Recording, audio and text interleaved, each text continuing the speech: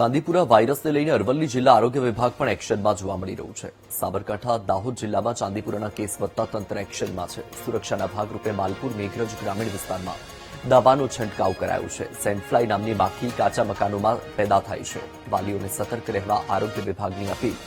Gujarat Rajasthan border વિભાગના જિલ્લામાં તંત્ર સજ્જ છે। વર્ષ 2024માં અરવલ્લીમાં ચાંદીપુરાના કેસ દેખાયા હતા।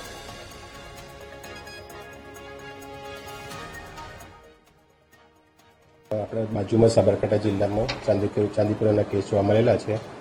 તે અનુસંધાને આપણે અરવલ્લીમાં તૈયારી રૂપે અત્યારે ડિસ્ટિંગનું કામગીરી શરૂ કરી દેવામાં આવી છે।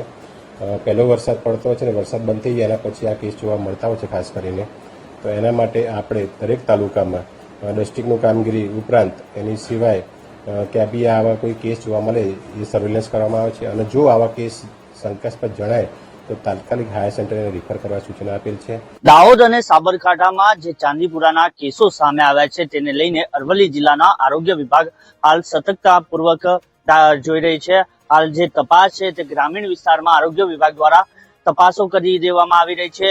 ખાસ કરીને અરવલ્લી જિલ્લો રાજસ્થાન અને ગુજરાતને બોર્ડર તો જોડતો આ જિલ્લો છે, તેમાં આ જિલ્લામાં ચાંદીપુરાના કેસ ન આવે તે માટે હાલ આરોગ્ય વિભાગની ટીમ દ્વારા અલગ અલગ જગ્યાએ જઈને તપાસ કામગીરી કરવામાં આવી રહી છે।